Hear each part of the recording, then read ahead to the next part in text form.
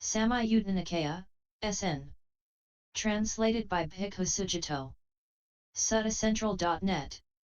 Link Discourses 1. 005, SN.1.41 SN.1.50.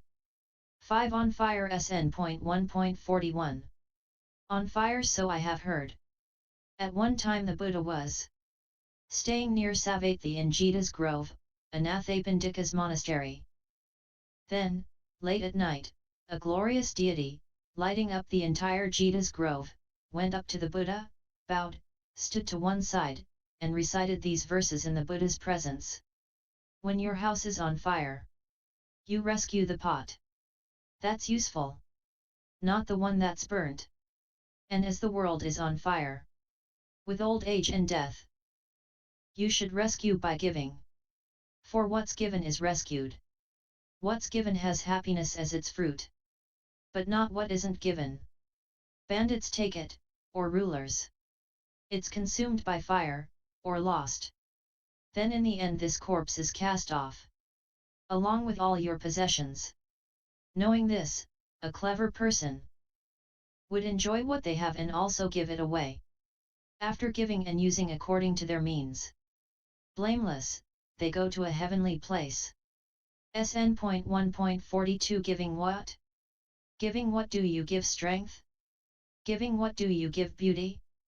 Giving what do you give happiness? Giving what do you give vision? And who is the giver of all? Please answer my question. Giving food you give strength. Giving clothes you give beauty. Giving a vehicle you give happiness. Giving a lamp you give vision. And the giver of all is the one who gives a residence. But a person who teaches the Dhamma gives the gift of the deathless. SN.1.43 Food. Both gods and humans enjoy their food. So what's the name of the spirit who doesn't like food? Those who give with faith and a clear and confident heart, partake of food in this world and the next. So you should dispel stinginess, overcoming that stain, and give a gift. The good deeds of sentient beings. Support them in the next world. SN.1.44 1 Root 1 is the root, 2 are the whirlpools, 3 are the stains, 5 the spreads, 12 the ocean's whirlpools, such as the abyss crossed over by the hermit. SN.1.45 Peerless. He of peerless name who sees the subtle goal. Giver of wisdom, unattached to the realm of sensuality. See him, the all-knower, so very intelligent. The great hermit walking down the noble road. SN.1.46 Nymphs. It's resounding with a group of nymphs, but haunted by a gang of goblins. This grove is called delusion. How am I supposed to live like this? That path is called the straight way, and it's headed for the place called fearless. The chariot is called unswerving, fitted with wheels of skillful thoughts. Conscience is its benchback, mindfulness its upholstery. I say the teaching is the driver, with right view running out in front. Any woman or man who has such a vehicle, by means of this vehicle, has drawn near to extinguishment. SN.1.47 Planters, whose merit always grows, by day and by night. Firm in principle, accomplished in conduct, who's going to heaven. Planters of parks or groves. Those who build a bridge, a drinking place and well, and those who give a residence. Their merit always grows, by day and by night. Firm in principle, accomplished in conduct. They are going to heaven. SN.1.48 Jeta's Grove. This is indeed that Jeta's Grove, frequented by the Sangha of hermits, where the king of Dhamma stayed. It brings me joy, deeds, knowledge, and principle. Ethical conduct, an excellent livelihood. By these are mortals purified, not by clan or wealth. That's why an astute person, seeing what's good for themselves, would examine the teaching properly, and thus be purified in it. Sariputta has true wisdom, ethics, and also peace. Any mendicant who has crossed over can at best equal him. SN.1.49 Stingy. Those folk in the world who are stingy, miserly, and abusive, setting up obstacles for others who give. What kind of result do they reap? What kind of future life? We've come to ask the Buddha. How are we to understand this?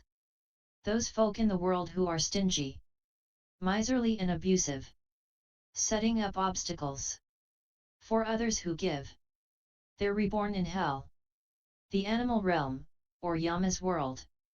If they return to the human state, they're born in a poor family, where clothes, food, pleasure, and play are hard to find. They don't even get what they expect from others. This is the result in the present life. And in the next, a bad destination. We understand what you've said. And ask another question, Gautama. What about those who've gained the human state? Who are kind and rid of stinginess, confident in the Buddha and the teaching, with keen respect for the Sangha? What kind of result do they reap? What kind of future life? We've come to ask the Buddha. How are we to understand this? Those who've gained the human state, who are kind and rid of stinginess, confident in the Buddha and the teaching, with keen respect for the Sangha, they illuminate the heavens, wherever they're reborn. If they return to the human state, they're reborn in a rich family, where clothes, food, pleasure, and play are easy to find. They rejoice like those who control the possessions of others. This is the result in the present life. And in the next, a good destination. SN.1.50 With Gadakara 7 mendicants reborn in Aviha have been freed.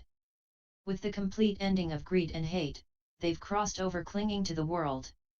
Who are those who've crossed the bog, death's domain so hard to pass? Who, after leaving behind the human body, have risen above celestial yokes. Upaka and Palaganda. And Pukyasati, these three. Bhatiya and Bhadadeva. And Bahudanti and Pinjaya. They, after leaving behind the human body, have risen above celestial yokes. You speak well of them. Who have let go the snares of Mara? Whose teaching did they understand? To cut the bonds of rebirth. None other than the Blessed One. None other than your instruction. It was your teaching that they understood. To cut the bonds of rebirth. Where name and form cease with nothing left over. Understanding this teaching, they cut the bonds of rebirth. The words you say are deep, hard to understand, so very hard to wake up to. Whose teaching did you understand, that you can say such things? In the past I was a potter, in Vebalinga called Gadakara. I took care of my parents. As a lay follower of Buddha Kassapa, I refrained from sexual intercourse. I was celibate, spiritual. We lived in the same village. In the past I was your friend. I am the one who understands that these 7 mendicants have been freed. With the complete ending of greed and hate. They've crossed over clinging to the world. That's exactly how it was. Just as you say, Bhagava. In the past you were a potter. In Vebalinga called Gadakara. You took care of your parents. As a lay follower of Buddha Kassapa, you refrained from sexual intercourse. You were celibate, spiritual. We lived in the same village. In the past you were my friend. That's how it was. When those friends of old met again, both of them have developed themselves, and bear their final body. End SN005.